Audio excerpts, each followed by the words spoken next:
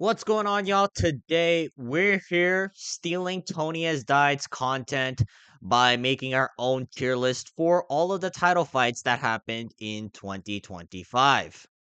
I'm going to be ranking every single title fight, including the women's fights, and just rate them on how enjoyable they were to watch. So in a couple of seconds, I'll have the tiers up for your screen, and without wasting any more time, let's jump right into the video. Okay, so we're gonna start off with Merab Dvalishvili versus Umar Nurmagomedov. I'm putting this in the A tier. Like, while I do believe that for the most part this was a fun fight, the optics of this was mostly carried by the emoting from Maron. Because in between of all the emotes and all the big moments, like, Merab stuffing Umar's takedowns and then putting Umar's head in his crotch, or Merab landing a 1-2 that wobbled Umar a little bit, it wasn't that like incredible to watch, right? It was still a fun fight, don't get me wrong, but it's just the optics of Merab emoting, I feel like hard carried this fight. So I can't put this in the S tier for that reason. But still, though, it was a very solid fight. So I'm not gonna say anything bad about it, but I do think it's a little bit overrated. All right, now moving on, we got Islam Makhachev versus Renato Moicano. I'm gonna put this in the B tier. Islam Makhachev, I understand that the fight wasn't all that exciting considering that we expected Makhachev to make light work of Renato Moicano. But still, though, that it was pretty impressive the way he did it. Renato Moicano is a certified BJJ black belt, and Makhachev just took him down with ease and lashed up a nasty dart as soon as Moicano tried to get back up. All right. Not many people do that to Moicano. And I understand that Armin Sarukian was supposed to fight this, so it was a little bit of a letdown. But considering how easy Islam Makhachev made work of Renato Moicano, I got nothing to complain about it. All right. It was about as what you would expect, but slightly more impressive. So I think this was a very underrated title defense, and I think it was a very underrated fight to say the least. All right, now moving on, we got Zhang Weili versus Tatiana Suarez. I'm putting Zhang Weili versus Tatiana Suarez also in the A tier. It wasn't as fun as Merab versus Umar Nurmagomedov. I think this fight was the top of A tier. But I did appreciate Weili beating the crap out of Suarez for 5 rounds. She really put on the MMA masterclass, not only just outstriking Suarez on the feet, but also taking down Tatiana Suarez and mashing her with ground and pound and submission attempts. So this was a very entertaining fight from Zhang Weili.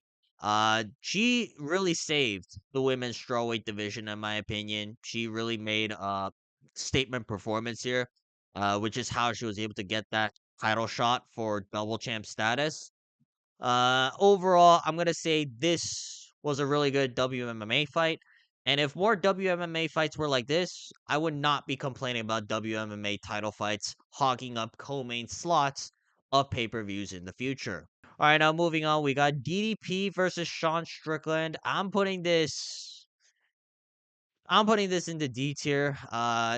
Very uneventful fight. DDP tried to make it fun by pressing forward and just spamming the high kicks in order to damage Sean Strickland. But the thing is, Sean Strickland barely did anything. DDP was able to win 50-45, I believe. Yeah, 50-45. So overall, it was not the most eventful fight, but it was certainly better than a couple of other title fights that we're gonna get to later in this video. All right, now moving on, we got Alex Pereira versus Magomed Ankalaev. I'm putting this in the D tier as well. Not much really happened. Like, Alex Pereira was very tentative in this fight. He kept trying to fight off the back foot, low kicking nonstop.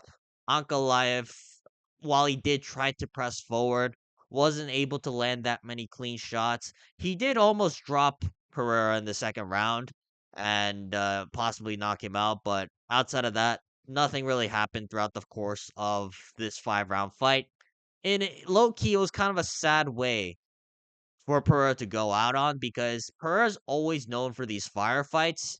But when he fought Ankalaev the first time, yeah, this was very tame from Pereira, and overall, very mediocre performance to say the least.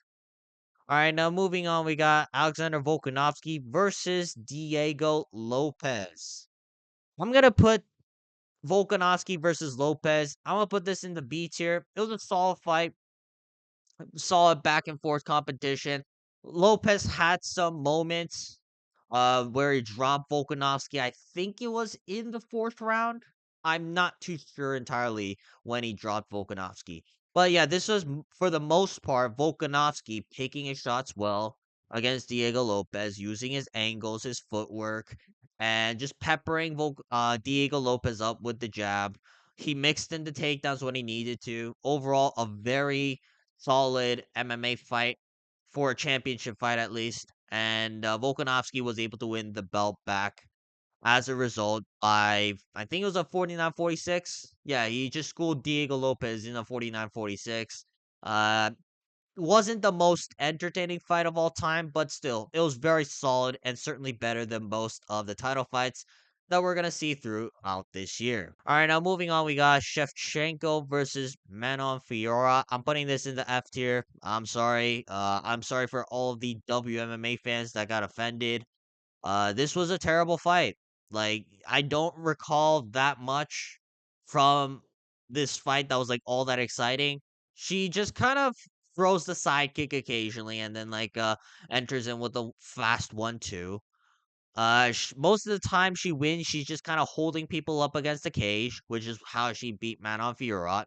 Manon Fiorot couldn't really find her strikes against Shevchenko, so she resorted to grappling, and it resulted in a terrible fight to say the least. All right, I do not want to see Shevchenko versus Manon Fiorot specifically, and it sucks for Manon Fiorot because I think Manon Fiorot's still a very good prospect in the women's flyweight division. It's just the fact that Shevchenko will make nearly any fight boring throughout her career. So, yeah, hopefully, if Manafir gets back to a title shot, hopefully it's not against Valentina Shevchenko because I do not want to see this shit again. All right, now moving on, we got JDM versus Belal Muhammad. I'm putting this in the S tier. I don't care. All right. You could say that, oh, he lost to Islam Makhachev. Dog, you couldn't get Belal Muhammad to have an exciting fight, even if you wanted to. But JDM somehow was able to do that by staying in the pocket, slipping and ripping, and just beating up Belal Muhammad on the feet. And even on the ground, JDM was able to reverse positions from time to time and make it a fun scrap for all of the fans. All right. JDM was the reason why Belal Muhammad had arguably a fight of the year contender. All right. Because it definitely wasn't Belal doing that. All right. Belal Muhammad, you know, when's the last time he's done that? But I think JDM versus Belal Muhammad, arguably one of the best title fights of 2025. It was a reason why we were so hyped to see JDM fight Islam Makhachev. Unfortunately, that fight happened later in the year. But regardless, though, JDM versus Belal, even though JDM didn't retain the belt for that long, it'll still go down as one of the best title fights of this year. Moving on, we got Juliana Pena versus Kayla Harrison. I'm gonna put this in the B tier. Kayla Harrison just ragdolled Juliana Pena's kind of expected, but considering that she did that with relative ease, all right, I'm not gonna criticize Kayla Harrison at all for that performance. Harrison's still questionable on the feet, but on the ground, she proved that she is this elite grappler that I don't think anybody's really gonna beat in the 135-pound weight class. And I'm actually pretty excited to see Kayla Harrison versus Amanda Nunes because of this. Because Kayla Harrison, she's a very dominant grappler, and she'll get submissions pretty quickly. Yeah, she'll get those submissions pretty quickly. If you don't have a means to stop her takedowns, so I'm pretty excited about Kayla Harrison versus Amanda Nunes. And this fight, considering there was little to no expectation for this, I think it was a very solid fight for the co-main event of UFC 316. All right, now moving on, we got Merab Dvalishvili versus O'Malley 2. I'm putting this in the A tier. Like Merab actually went for it against Sean O'Malley and just beat his ass. Right, ragdolled him at will. Even choked him out in the third round, which you typically don't see in a Merab Dvalishvili fight. Like in the first fight, Merab was having a hard time finding the distance, and it kind of made for an uneventful fight because neither guy was really willing to engage in the pocket for long periods of time. But in this fight, Merab just spazzed out nonstop and got in O'Malley's face, shot takedowns, rocked O'Malley on the feet, and eventually submitted Sean O'Malley with a ninja choke in the third round. Very solid performance from Merab Dvalishvili and a very underrated win for Merab Dvalishvili, in my opinion. Moving on, though, we got Alexandre Pantoja versus Kai Kara France. I'm also putting this in the A tier. I mean, this was like 3 rounds. Yeah, this was 3 rounds of absolute domination. Alexandre Pantoja just walked down Kai Kara France, marauded forward, and just beat the crap out of him. We also got to see Kai Kara France get choked out. Low key, kind of satisfying considering Kai Kara France, every time he's at the press conferences, all he does is stick his tongue out like obnoxiously. Like he puts it as Maori culture, but let's be honest here. Everybody else who's watching that finds it incredibly annoying. So please stop, Kai Car France. But regardless, though, Pantoja made quick work of Kai Car France and just ragdolled him. So it was a very satisfying performance and a very entertaining performance for the co-main event of UFC 317. Moving on, we got Charles Oliveira versus Ilia Topuria. I could hope and put this in the F tier, but no, I'm not gonna do that. I'm gonna put this in the C tier. All right, it was a crazy finish. I understand, but as someone who loves Charles Oliveira, it pains me whenever I watch this fight, and it was one of the most painful times of 2025, to say the least. So while I can appreciate the knockout from Topuria, at the same time, though, this was AI generated. I'm gonna cope and say that Charles Oliveira didn't get knocked out. Nah, I'm kidding. It took Charles Oliveira is probably gonna get knocked out again if he fights Topuria. Up next, we got Max Holloway versus Dustin Poirier. I'm putting this in the B tier. I'm putting it at the top of B tier. It was a solid scrap, but nothing out of the ordinary in my opinion. And I think because of the BMF belt, like it's kind of a gimmick belt, let's be honest here. It kind of takes away from the meaning of the fight, but still, it was a fun scrap. So I'm gonna put this in the B tier and we're gonna move on. Up next, we got DDP versus Khamzat Chimaev. I'm putting this straight in the F tier. I don't think there's any debate. DDP just got held in side control for 5 rounds. Khamzat Chimaev, 21 minutes of control time.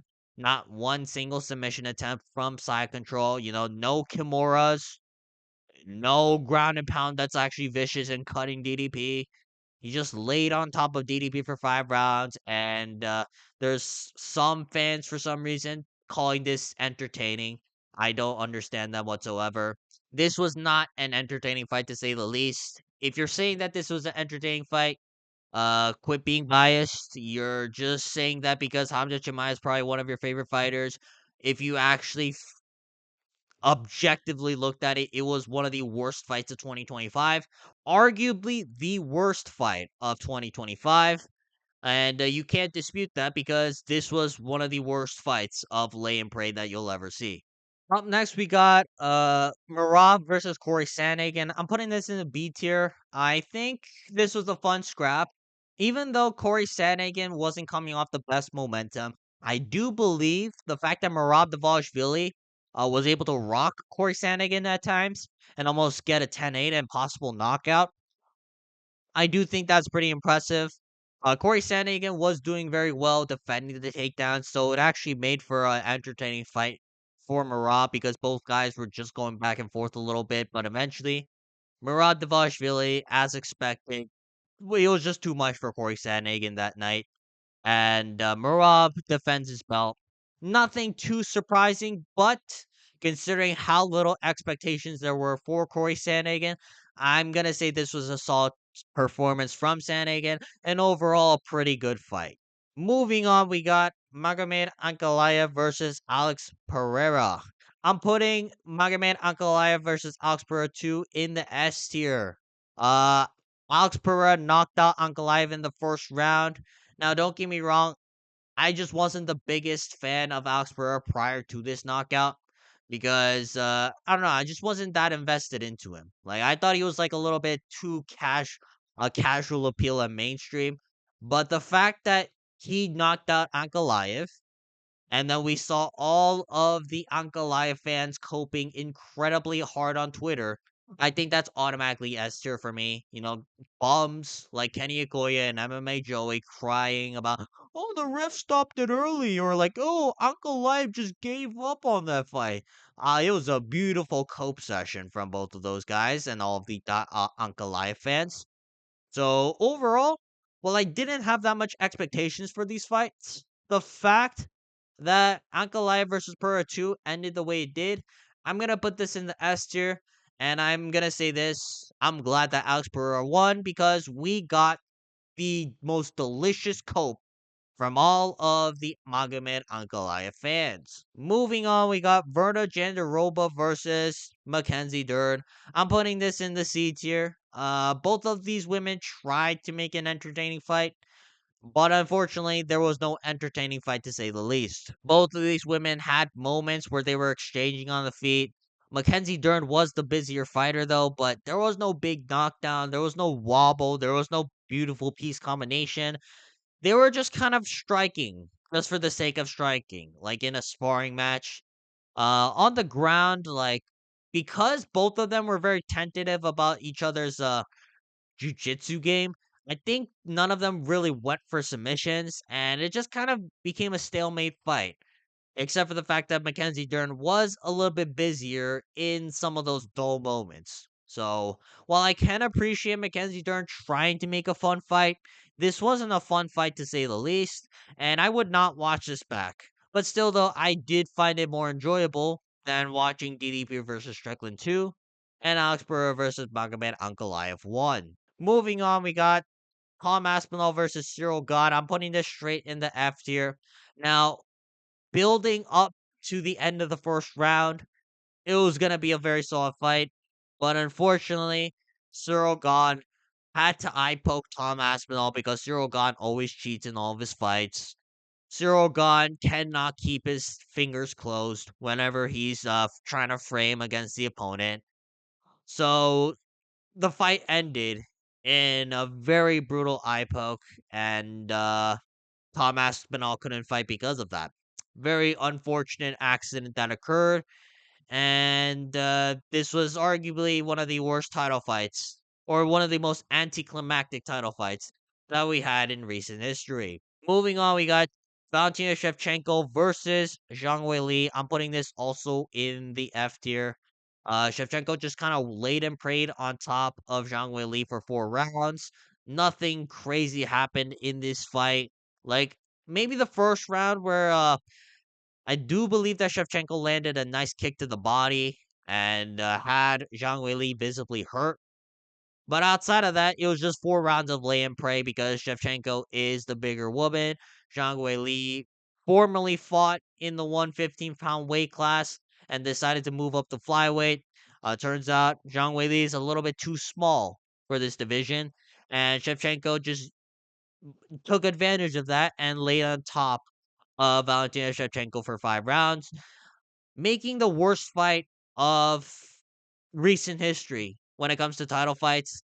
And fights like this are why we need to stop putting WMMA fights in co-main event slots because this is what's most likely going to happen, especially if it's a Shevchenko fight in 2025. Moving on, we got JDM versus Islam Makhachev. I'm putting this straight in the D tier. Islam Makhachev kind of just laid and prayed on JDM, similar to the co-main event there between Shevchenko and Zhang Weili. The difference, however, is that Islam Makhachev actually tried to go for submission attempts. and he struck with JDM whenever they were on the feet. So I can appreciate that from Islam Makhachev. It was still a boring fight though, because Makhachev couldn't really find any submissions. He didn't really land that much effective ground and pound. It was just mostly half guard camping for 4 rounds straight. And if you're trying to convince me that this was an entertaining fight, quit being delusional. You are lying to yourself. While I don't think this was the worst fight of all time, to say that this was an entertaining fight is a stretch. And that's why I'm going to put this in the D tier because it was not a fun fight to say the least. Moving on, we got Pantoja versus Joshua Van, another unfortunate accident where Pantoja basically just snapped his arm in half as he's trying to post.